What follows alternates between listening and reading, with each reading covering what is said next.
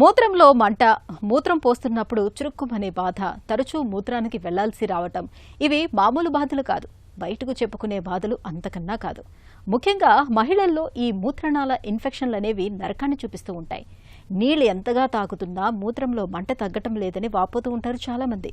తరచుగా వేధించే మూత్రనాళ ఇన్ఫెక్షన్లకు అసలు కారణాలేంటి? మూత్రంలో మంట, నొప్పికి ఎలాంటి చికిత్స తీసుకోవాలి? మూత్రనాళ ఇన్ఫెక్షన్లకు కారణాలు, చికిత్సా మార్గాల గురించి ఇప్పుడు తెలుసుకుందాం.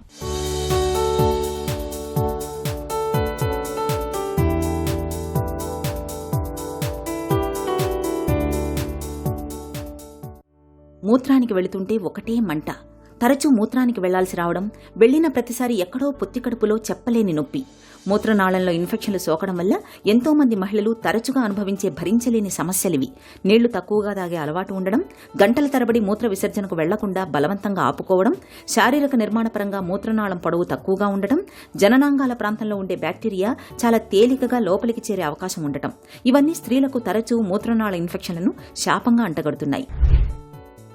సో మూత్రనాళ ఇన్ఫెక్షన్లు మహిళల్లో రావచ్చు, పురుషుల్లో రావచ్చు. మహిళల్లో కొంచెం ఎక్కువగా చూస్తాం.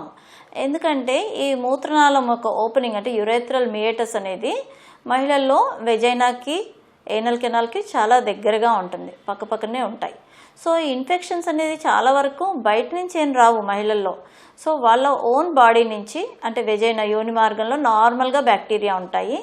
అది కాకుండా ఏనల్ కెనాల్లో అంటే రెక్టంలో కూడా బ్యాక్టీరియా ఉంటాయి. ఈ బ్యాక్టీరియానే మూత్రనాళం ద్వారా మూత్రాశయంకి చేరి ఇన్ఫెక్షన్స్ రావచ్చు ఎక్కువగా.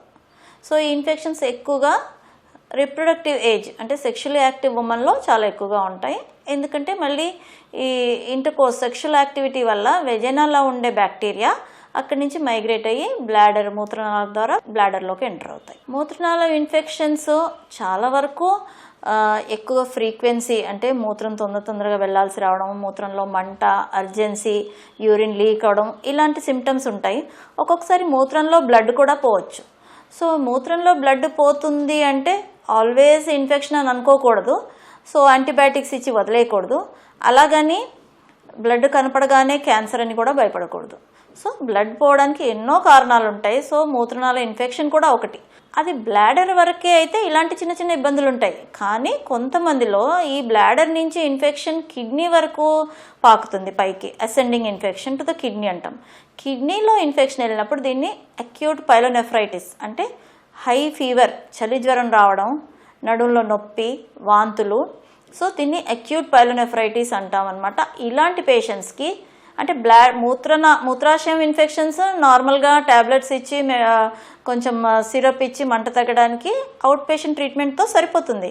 కానీ కిడ్నీ ఇన్ఫెక్షన్ వచ్చిందంటే మాత్రం పేషెంట్ని వెంటనే అడ్మిట్ చేసి ఐవీ యాంటీబయాటిక్స్ ఇచ్చి, ఐవీ ఫ్లూయిడ్స్ ఇచ్చి ఒక 2 వీక్స్ వరకు యాంటీబయాటిక్స్ అవసరం. లేకపోతే ఏమవుతుందంటే ఈ కిడ్నీ నుంచి ఇన్ఫెక్షన్ బ్లడ్లోకి స్ప్రెడ్ అయ్యి బ్యాక్టీరియమియా అంటాము, యూరోసెప్సిస్ అంటాము.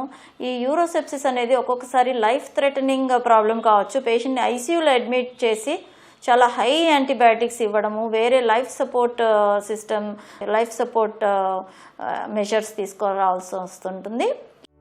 సాధారణంగా మూత్రనాళ ఇన్ఫెక్షన్లన్నీ యాంటీబయాటిక్ మందులతో తేలిగ్గానే తగ్గిపోతాయి. అయితే చికిత్స తీసుకోకుండా నిర్లక్ష్యం చేస్తే మాత్రం కిడ్నీలు దెబ్బతినిపోయే అవకాశం ఉంటుంది.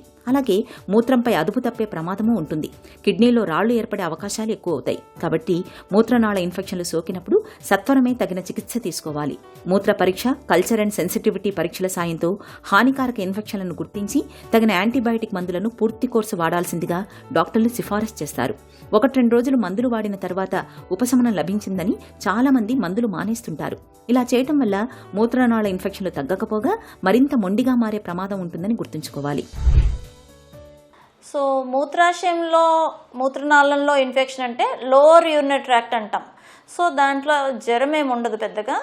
ఫ్రీక్వెన్సీ, మంట, అర్జెంటుగా వెళ్లాల్సి రావడం, ఒక్కొక్కసారి సివియర్ సిస్టైటిస్ అంటే బ్లాడర్ ఇన్ఫెక్షన్ ఎక్కువ అంటే బ్లడ్ రావడం. వీటికి ఓరల్ యాంటీబయాటిక్స్ సరిపోతాయి. సో హయ్యర్ యాంటీబయాటిక్స్ ఎప్పుడు సెకండ్ లైన్ ట్రీట్మెంట్ కోసమే రిజర్వ్ చేసి పెడతాం. సో కిడ్నీ ఇన్ఫెక్షన్ కానీ సీరియస్ హాస్పిటల్ ఎక్వైర్డ్ ఇన్ఫెక్షన్స్ అలాంటప్పుడు ఎలాంటి యాంటీబయాటిక్ ఇవ్వాలో అగైన్ కల్చర్ సెన్సిటివిటీ ప్యాటర్న్ని బట్టి చూస్ చేస్తామన్నమాట. కిడ్నీ ఇన్ఫెక్షన్కి మాత్రం పేషెంట్ని అడ్మిట్ చేసి ఐవీ యాంటీబయాటిక్స్ ఇవ్వాలి, ఐవీ ఫ్లూయిడ్స్ ఇవ్వాలి, ఫీవర్ తగ్గడానికి పారాసిటమాల్ లాంటివి అవి ఇవ్వాల్సి రావచ్చు. సో ఫీవర్ తగ్గిన తర్వాత అప్పుడు ఓరల్కి షిఫ్ట్ చేస్తాం. బట్ కంప్లీట్ ట్రీట్మెంట్ 2 వీక్స్ ఇవ్వాలి, లేకపోతే బ్యాక్టీరియమియా, యూరోసెప్సిస్ రిస్క్ ఉంటుంది. మూత్రనాళ ఇన్ఫెక్షన్ కొంతమందికి రిపీటెడ్గా వస్తుంటుంది. సో దానికి ఫస్ట్ వాళ్ళ హ్యాబిట్స్ చూడాలి. వాటర్ సరిగా తాగుతున్నారా లేదా, టైం ప్రకారం మూత్రాశయం ఎంటీ చేస్తున్నారా లేదా. సో చెప్పాను కదా, ఎవ్రీ 3 to 4 అవర్స్కి బ్లాడర్ కంప్లీట్గా ఎంటీ చేయకపోతే లోపల ఉండే బ్యాక్టీరియా మల్టిప్లై అవుతూ ఉంటాయి. అంటే యూరిన్ వాటికి కల్చర్ మీడియం, మంచి ఫుడ్ అన్నమాట బ్యాక్టీరియాకి. సో అది మల్టిప్లై అవుతూ ఉంటాయి బ్యాక్టీరియా. సో టైం ప్రకారం every 3 to 4 hours bladder empty చేయాలి. ఇంకా కొంతమందిలో డయాబెటీస్ కానీ లేకపోతే ఈ న్యూరోజెనిక్ ప్రాబ్లం ఉన్న వాళ్ళు పాస్ చేయడానికి ట్రై చేసినా కానీ బ్లాడర్ ఎంటీ అవ్వదు, రెసిడ్యువల్ యూరిన్ లోపల ఉంటుంది. సో అలా ఏమన్నా ఉందా అని అల్ట్రాసౌండ్ స్కానింగ్ ద్వారా చూడాలి. అది కాకుండా స్టోన్స్ ఏమన్నా ఉన్నాయా చూడాలి. స్టోన్ ఉండడం వల్ల కూడా రిపీటెడ్గా యూరిన్ ఇన్ఫెక్షన్స్ రావచ్చు.